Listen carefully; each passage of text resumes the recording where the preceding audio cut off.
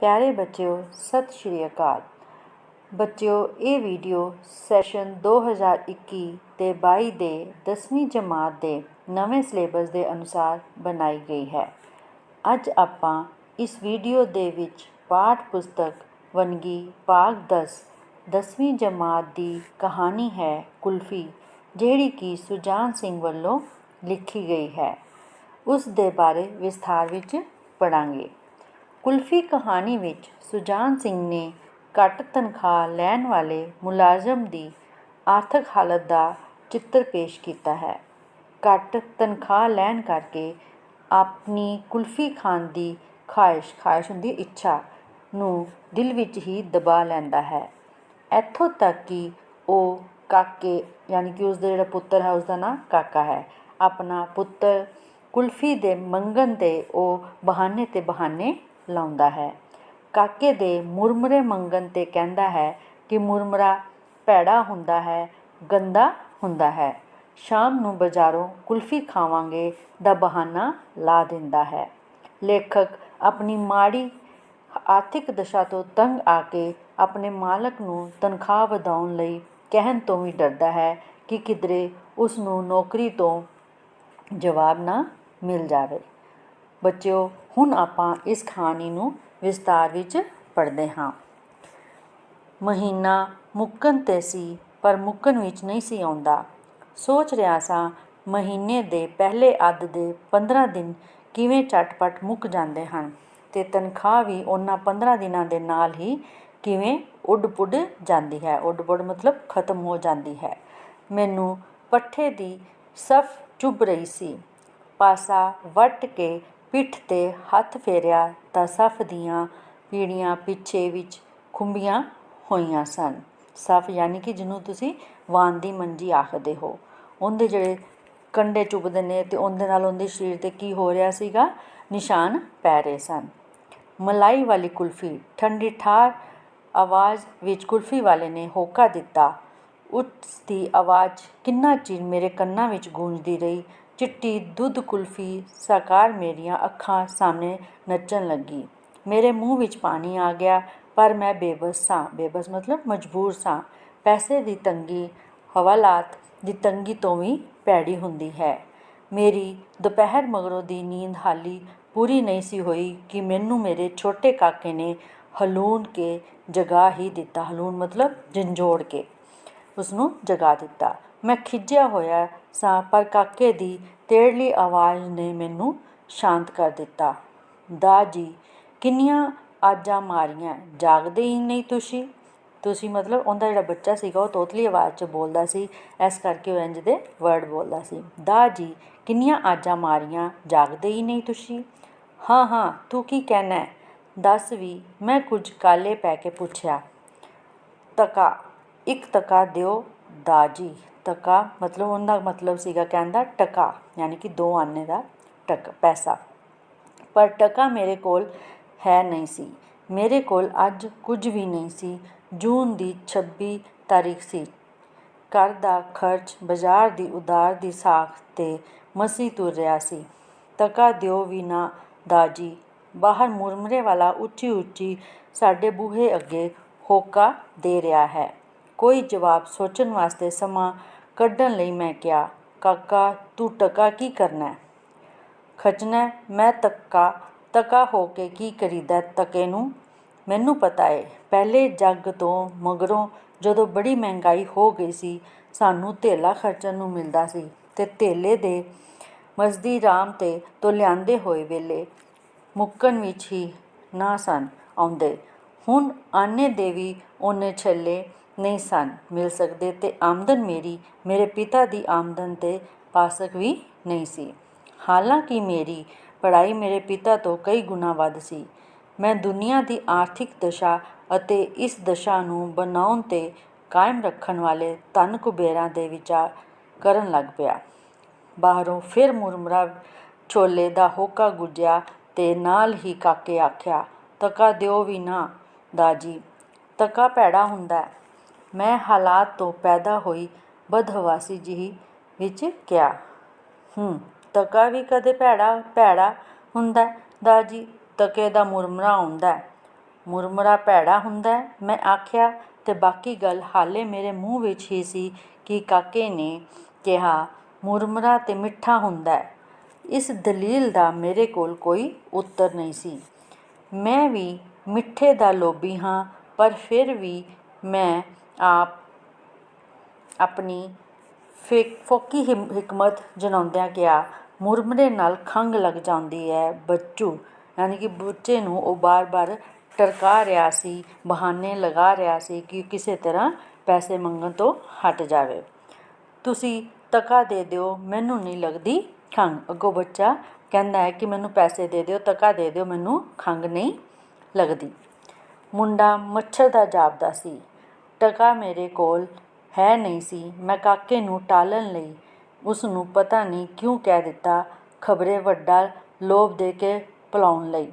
ਯਾਨੀ ਕਿ ਉਸ ਨੂੰ ਵੱਡਾ ਲੋਭ ਦੇ ਰਿਹਾ ਸੀ ਕਿ ਅਸੀਂ ਸ਼ਾਮ ਨੂੰ ਕੀ ਜਾਵਾਂਗੇ, ਬਾਹਰ ਜਾ ਕੇ ਕੁਲਫੀ ਖਾਵਾਂਗੇ ਉਹਨੂੰ, ਤਾਂ ਕਿ ਉਹ ਸ਼ਾਮ ਤੱਕ ਉਹ ਭੁੱਲ ਜਾਵੇ। ਮੁਰਮੁਰਾ ਗੰਦਾ ਹੁੰਦਾ ਹੈ, ਅਸੀਂ ਸ਼ਾਮੀ ਬਾਜ਼ਾਰੋਂ ਕੁਲਫੀ ਖਾਵਾਂਗੇ। ਮੁਰਮੁਰੇ ਛੋਲੇ ਵਾਲਾ ਹੁਣ ਟਲ ਚੁੱਕਾ ਸੀ। ਕਾਕਾ ਜੀ ਮੇਰੀ ਆਸ ਤੋਂ ਉਲਟ ਸ਼ਾਮੀ ਕੁਲਫੀ ਖਾਣੀ ਮੰਨ ਗਿਆ। ਮੈਂ ਸਮਝਿਆ ਬਲਾ ਟਲੀ।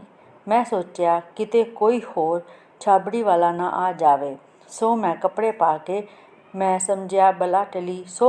ਪਾ ਕੇ ਕੜਕ ਦੀ ਧੁੱਪ ਵਿੱਚ ਬਾਹਰ ਨਿਕਲ ਗਿਆ ਤੇ ਸੜਕਾਂ 'ਤੇ ਸਮਾਂ ਕਤਲ ਕਰਦਾ ਰਿਹਾ।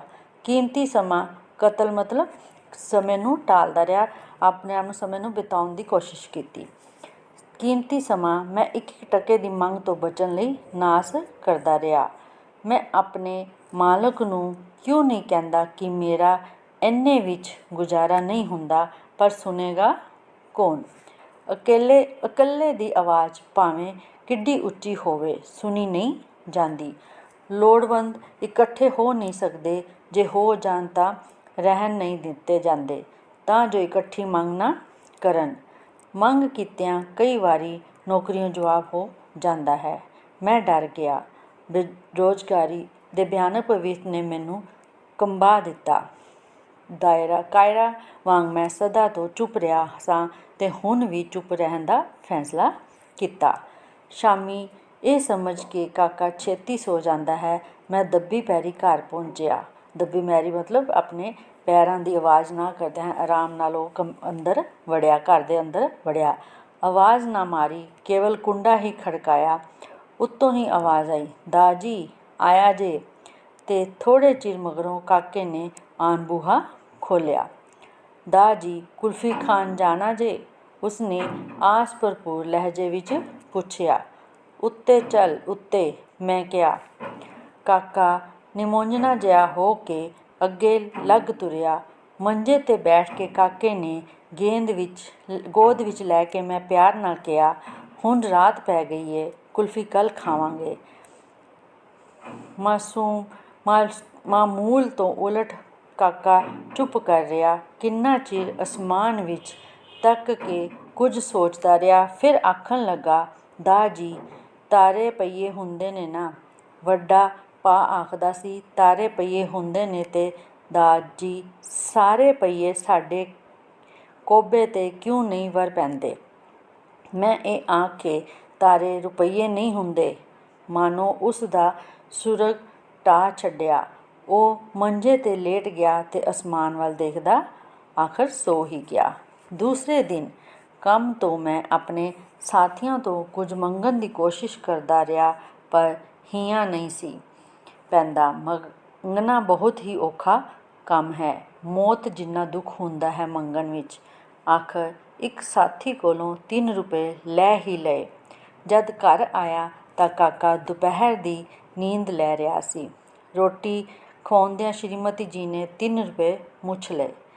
ਅੱਧ ਮਣ ਲੱਕੜੀਆਂ, ਸ਼ਾਮ ਦੀ ਸਬਜ਼ੀ, ਲੂਣ, ਤੇਲ, ਲੂਣ ਜਿਹਨੂੰ ਤੁਸੀਂ ਨਮਕ ਆਖਦੇ ਹੋ, ਤੇਲ ਆਦਿ ਵਿੱਚ ਕਾਕੇ ਦੇ ਜਾਗਣ ਤੋਂ ਪਹਿਲਾਂ ਉਹ 3 ਰੁਪਏ ਮੁੱਕ ਗਏ। ਮੈਂ ਕਿਹਾ ਕਿ ਕਾਕੇ ਨੂੰ ਕੁਲਫੀ ਖਵਾਉਣੀ ਹੈ, ਪਰ ਉਹਨਾਂ ਕਹਿ ਛੱਡਿਆ, ਬੜਾ ਉਹਨੂੰ ਯਾਦ ਰਹਿਣੀ ਹੈ। ਮੈਂ ਟਕਾ ਦੇ ਛੱਡਾਂਗੀ ਮੁਰਮੁਰੇ ਲਈ। ਅੱਗੋਂ ਦੀ ਵਹੁਟੀ ਉਹਨੂੰ ਆਖਦੀ ਹੈ, ਬੱਚੇ ਦੀ ਮਾਂ ਆਖਦੀ ਹੈ ਕਿ ਮੈਂ ਉਸਨੂੰ ਮੁਰਮੁਰੇ ਲਈ ਟਕਾ ਦੇ ਦਾਂਗੀ, ਕੁਲਫੀ ਤੈਨੂੰ ਵੈਸੇ ਵੀ ਯਾਦ ਨਹੀਂ ਰਹਿਣੀ। ਕਾਕੇ ਜਾਗਦਿਆਂ ਹੀ ਕੁਲਫੀ ਮੰਗੀ। ਜਦੋਂ ਕਾਕਾ ਉੱਠਿਆ ਤਾਂ ਉਸਨੇ ਉੱਠਦਿਆਂ ਸਾਰ ਹੀ ਕੁਲਫੀ ਮੰਗੀ। ਚੀਕ ਚਿਹਾੜਾ ਪੈ ਗਿਆ। ਕੱਲ੍ਹ ਵਾਲਾ ਮੁਰਮਰਾ ਤੇ ਟਕਾ ਮਨਜ਼ੂਰ ਨਹੀਂ ਸਨ। ਆਖਰ ਸ਼ਾਮ ਨੂੰ ਕੁਲਫੀ ਖਵਾਉਣ ਦਾ ਵਾਅਦਾ ਕਰਕੇ ਛੁਟਕਾਰਾ ਪਾਇਆ ਤੇ ਕਾਕੇ ਨੇ ਟਕਾ ਮੇਰੇ ਕੋਲ ਜਮ੍ਹਾਂ ਕਰਵਾ ਦਿੱਤਾ। ਸ਼ਾਮ ਤੋਂ ਪਹਿਲੇ ਹੀ ਮੈਂ ਖੇਡਣ ਦਾ ਬਹਾਨਾ ਕਰਕੇ ਨਿਕਲ ਗਿਆ ਤੇ ਢੇਰ ਰਾਤ ਗੁਜ਼ਰੀ ਮੁੜਿਆ। ਕਾਕੇ ਨੂੰ ਸੁੱਤਾ ਦੇਖ ਕੇ ਸਾਹ ਵਿੱਚ ਸਾਹ ਆਇਆ। ਰੋਟੀ ਖਾਂਦਿਆਂ ਸ਼੍ਰੀਮਤੀ ਜੀ ਨੇ ਦੱਸਿਆ ਕਿ ਕਾਕਾ ਬੜਾ ਚਿਰ ਮੈਨੂੰ ਉਡੀਕਦਾ ਰਿਹਾ ਸੀ। ਮੈਂ ਕਾਕੇ ਦੇ ਨਾਲ ਲੰਮਾ ਪਿਆ ਬੜਾ ਬੇਚੈਨ ਰਿਹਾ। ਨੀਂਦ ਆਉਂਦੀ ਹੀ ਨਹੀਂ ਸੀ, ਪਰ ਆਖਰ ਪਤਾ ਨਹੀਂ ਕਦੋਂ ਆ ਗਈ। ਆਦਮੀ ਨੇ ਆਖਦੇ ਹੋਏ ਉਸਨੇ ਨੀਂਦ ਤੇ ਆਖਦੇ ਨੇ ਸੂਲਾਂ 'ਤੇ ਵੀ ਆ ਜਾਂਦੀ ਹੈ। ਅੱਧੀ ਰਾਤ ਤੋਂ ਮਗਰੋਂ ਦਾ ਵੇਲਾ ਸੀ। ਕਾਗਾ ਕੁਝ ਸੁੱਤਾ ਬੇਚੈਨ ਜਾਪਦਾ ਸੀ। ਉਸ ਦੇ 3 ਵਾਰੀ ਢਿੱਡ ਵਿੱਚ ਲੱਤਾਂ ਮਾਰੀਆਂ ਸਨ। ਹੁਣ ਉਸ ਬਾਂਹ ਉਲਟਾ ਕੇ ਮੇਰੇ ਮੂੰਹ 'ਤੇ ਮਾਰੀ। ਜਾਗਿਆ ਤਾਂ ਮੈਂ ਅੱਗੇ ਹੀ ਹੋਇਆ ਸਾਂ। ਹੁਣ ਚੇਤਨ ਹੋ ਗਿਆ। ਕਾਕਾ ਕੁਝ ਬੁੜਬੁੜਾਇਆ। ਮੈਨੂੰ ਕੁਝ ਪਤਾ ਨਾ ਲੱਗਾ। ਫਿਰ ਉਹ ਉੱਚੀ ਬੁੜਬੁੜਾਇਆ, ਕੁਫੀ ਕੁਫੀ ਦਾ ਜੀ ਕੁਫੀ। ਮੈਂ ਬੇਬਲ ਹੋ ਉੱਠਿਆ। ਸਰਦਾਰ ਜੀ ਜਾਗਦੇ ਹੋ? ਸ਼੍ਰੀਮਤੀ ਨੇ ਆਖਿਆ ਤੇ ਇਹ ਜਾਣ ਕੇ ਕਿ ਮੈਂ ਜਾਗਦਾ ਹਾਂ ਉਹ ਜਾਰੀ ਰੱਖਿਆ, ਖਸਮਾਂ ਖਾਨਾ ਸੁੱਤਾ ਪਿਆ ਵੀ ਕੁਲਫੀਆਂ ਮੰਗਦਾ। ਮੇਰੇ ਤੋਂ ਆਨੇ ਬਿਜਲੀ ਪੈ ਗਈ ਸੀ। ਮੈਂ ਚੁੱਪ ਰਿਹਾ ਤੇ ਕਾਕਾ ਵੀ ਚੁੱਪ ਹੋ ਗਿਆ। ਸਵੇਰੇ ਜਾਗ ਕੇ ਕਾਕੇ ਕੁਲਫੀ ਦੀ ਮੰਗ ਕੋਈ ਨਾ ਕੀਤੀ। ਮੇਰੇ ਕੰਮ ਤੋਂ ਮੁੜ ਕੇ ਆਉਂਦਿਆਂ ਹੀ ਉਸ ਮੈਥੋਂ ਕੁਝ ਨਾ ਮੰਗਿਆ। ਰੋਟੀ ਖਾ ਕੇ ਮੈਂ ਦੁਪਹਿਰ ਦੀ ਨੀਂਦ ਲੈਣ ਲਈ ਲੇਟ ਗਿਆ। ਉਸ ਚੁੱਭਣ ਵਾਲੀ ਸਫ ਅਤੇ ਉਸਦਾ ਉਧਾਰ ਨਾ ਲੈ ਸਕਣ ਦੀ ਅਸਫਲਤਾ 'ਤੇ ਝੂਰਦਾ ਰਿਹਾ। ਫਿਰ ਮੈਨੂੰ ਨੀਂਦ ਆ ਗਈ। ਮੇਰੀ ਨੀਂਦ ਹਾਲੇ ਅਧਵਾਟੇ ਹੀ ਸੀ, ਯਾਨੀ ਕਿ ਅੱਧੀ ਪਚੱਧੀ ਨੀਂਦ ਆ ਹੀ ਰਹੀ ਸੀ ਕਿ ਗਲੀ ਵਿੱਚ ਕਿਸੇ ਕੁਲਫੀ ਵਾਲੇ ਹੋਕਾ ਦਿੱਤਾ, ਠੰਡੀ ਠਾਰ ਕੁਲਫੀ, ਮਜ਼ੇਦਾਰ ਕੁਲਫੀ। ਮੈਂ ਜਾਗ ਪਿਆ। ਕਾਕਾ ਮੇਰੇ ਲਾਗੇ ਰਬੜ ਦੀ ਪਾਟੀ ਬਤਕ ਨਾਲ ਖੇਡ ਰਿਹਾ ਸੀ। ਦੂਸਰੀ ਆਵਾਜ਼ 'ਤੇ ਉਸ ਦੇ ਕੰਨ ਖੜੇ ਹੋ ਗਏ। ਬਤਕ ਨੂੰ ਸੁੱਟ ਕੇ ਉਹ ਖੜ੍ਹਾ ਹੋਇਆ। ਬੂਹੇ ਲਾਗੇ ਜਾ ਕੇ ਉਹ ਖੜ੍ਹਾ ਹੋ ਕੇ ਬਾਹਰ ਦੇਖਣ ਲੱਗ ਪਿਆ। ਮੈਂ ਸੋਚਿਆ ਹੁਣ ਮੈਨੂੰ ਜਗਾਉਣ ਆਵੇਗਾ, ਪਰ ਉਹ ਉੱਥੇ ਹੀ ਖੜੋਤਾ ਰਿਹਾ। ਫਿਰ ਉਹ ਬਾਹਰ ਤੁਰ ਗਿਆ। ਮੈਂ ਛੋਪਲੀ ਛੋਪਲੀ ਉੱਠ ਕੇ ਬੂਹੇ ਓਹਲੇ ਆ ਖੜੋਤਾ, ਯਾਨੀ ਕਿ ਉਹ ਹੌਲੀ ਹੌਲੀ ਉੱਠ ਕੇ ਤੁਰਦਾ ਹੋਇਆ ਬੂਹੇ ਕੋਲ ਆ ਕੇ ਖੜ੍ਹਾ ਹੋ ਗਿਆ। ਕੁਲਫੀ ਵਾਲਾ ਸਾਹਮਣੇ ਸ਼ਾਹ ਜੀ ਦੇ ਲੜਕੇ ਨੂੰ ਕੁਲਫੀ ਕੱਢ ਕੇ ਦੇਣ ਦੇ ਆਹਰ ਵਿੱਚ ਸੀ। ਇਹ ਮੁੰਡਾ ਗਲੀ ਦਾ ਬੁੱਲੀ ਸੀ ਤੇ ਆਪਣੇ ਤੋਂ ਛੋਟੇ ਮੁੰਡਿਆਂ ਨੂੰ ਸਦਾ ਕੁੱਟਿਆ ਕਰਦਾ ਸੀ। ਇਹ ਕੋਈ 8 ਕੁ ਵਰ੍ਹਿਆਂ ਦਾ ਸੀ ਤੇ ਸਾਡੇ ਕਾਕੇ ਤੋਂ 3 ਕੁ ਸਾਲ ਵੱਡਾ ਸੀ। ਕਾਕਾ ਸਿਪਾਹੀਆਂ ਵਾਂਗ ਲੱਤਾਂ ਚੌੜੀਆਂ ਕਰਕੇ ਲੱਕ ਪਿੱਛੇ ਹੱਥ ਜੋੜੀ ਖੜ੍ਹਾ ਸੀ। ਕੁਲਫੀ ਵੱਲ ਉਹ ਗੌਰ ਨਾਲ ਦੇਖ ਰਿਹਾ ਸੀ, ਪਰ ਉਸ ਕੁਲਫੀ ਵਾਲੇ ਭਾਈ ਕੋਲੋਂ ਕੁਲਫੀ ਨਹੀਂ ਸੀ ਮੰਗੀ। ਜਿਉਂ ਹੀ ਕੁਲਫੀ ਵਾਲੇ ਨੇ ਸ਼ਾਹਾਂ ਦੇ ਮੁੰਡੇ ਦੇ ਹੱਥ 'ਤੇ ਕੁਲਫੀ ਦੀ ਪਲੇਟ ਰੱਖੀ, ਕਾਕਾ ਧੁੱਸ ਕੇ ਉਸ ਨੂੰ ਪੈ ਗਿਆ। ਉਹ ਗਈ ਪਲੇਟ, ਉਹ ਗਈ ਕੁਲਫੀ, ਫਲੂਦਾ ਤੇ ਚਮਚਾ ਤੇ ਮੇਰੀ ਵੀ ਡਿੱਗਾ ਸ਼ਾਹਾਂ ਦਾ ਮੁੰਡਾ। ਕਿਸੇ ਜੇਤੂ ਵਾਂਗ ਕਾਕਾ ਉਸ ਦੇ ਵੱਲ ਦੇਖਦਾ ਰਿਹਾ। ਸ਼ਾਹਾਂ ਦਾ ਮੁੰਡਾ ਗੁੱਸਾ ਖਾ ਕੇ ਉੱਠਿਆ। ਕੁਲਫੀ ਦਾ ਨੁਕਸਾਨ ਤੇ ਆਪਣੀ ਹੇਠੀ ਉਸ ਨੂੰ ਜਿਵੇਂ ਨਵਾਂ ਜੋਸ਼ ਦੇ ਰਹੀ ਸੀ। ਜਿਉਂ ਹੀ ਉਹ ਉੱਠਿਆ, ਕਾਕੇ ਨੇ ਫਿਰ ਉਸ ਨੂੰ ਇੱਕ ਐਸੀ ਠੁੱਡ ਮਾਰੀ ਕਿ ਉਹ ਫਿਰ ਮੇਰੀ ਵਿੱਚ ਜਾ ਪੁੱਜਾ, ਯਾਨੀ ਕਿ ਜਿਹੜੀ ਮੋਰੀ ਦੇ ਵਿੱਚ ਉਹ ਸਾਰਾ ਡਿੱਗਿਆ ਸੀ ਪਹਿਲੇ ਵੀ ਉੱਥੇ ਹੀ ਜਾ ਕੇ ਦੁਬਾਰਾ ਡਿੱਗ ਪਿਆ ਤੇ ਚੀਕਾਂ ਮਾਰਨ ਲੱਗ ਪਿਆ। ਕੁਲਫੀ ਵਾਲਾ ਕਾਕੇ ਨੂੰ ਚਪੇੜ ਲੈ ਕੇ ਪਿਆ। ਮੈਂ ਨੱਸ ਕੇ ਕਾਕੇ ਨੂੰ ਚੁੱਕ ਲਿਆ। ਕੁਲਫੀ ਵਾਲੇ ਨੇ ਸ਼ਾਹਾਂ ਦੇ ਮੁੰਡੇ ਨੂੰ ਉਠਾ ਲਿਆ। ਸ਼ਾਹਣੀ, ਜੋ ਕਿਸੇ ਦਾ ਕੋਈ ਉਲਾਂਭਾ ਨਹੀਂ ਸੀ ਸੁਣਦੀ, ਅੱਜ ਸਾਡੇ ਉਲਾਂਭਾ ਦੇਣ ਲਈ ਆਈ। ਕਾਕੇ ਦਾ ਸਰੀਰ ਭਖ ਰਿਹਾ ਸੀ। ਸ਼੍ਰੀਮਤੀ ਨੇ ਕਿਹਾ, ਆਹ ਖਸਮਾਂ ਖਾਣਿਆ, ਤੂੰ ਲੱਗਿਆ ਹੁਣੇ ਉਲਾਂਭੇ ਲਿਆਉਣ, ਤੇ ਮਾਰਨ ਲਈ ਚਪੇੜ ਉਗਾਰੀ। ਮੈਂ ਕਿਹਾ, ਕੁਝ ਵੰਡ ਸ਼ੁਦੈਣੇ, ਕਾਇਰ ਪਿਓ ਦੇ ਘਰ ਬਹਾਦਰ ਮੁੰਡਾ ਜੰਮਿਆ ਹੈ। ਬੱਚਿਓ, ਇਹ ਤਾਂ ਸੀਗਾ ਇੱਕ ਕਹਾਣੀ। ਮੈਨੂੰ ਉਮੀਦ ਹੈ ਕਿ ਇਹ ਤੁਹਾਨੂੰ ਕਹਾਣੀ ਬਹੁਤ ਪਸੰਦ ਆਈ ਹੋਵੇਗੀ। ਇਸ ਦੀ ਅਗਲੀ ਵੀਡੀਓ ਦੇ ਵਿੱਚ ਅਸੀਂ ਇਸ ਦੇ ਪ੍ਰਸ਼ਨ ਉੱਤਰ ਕਰਾਂਗੇ।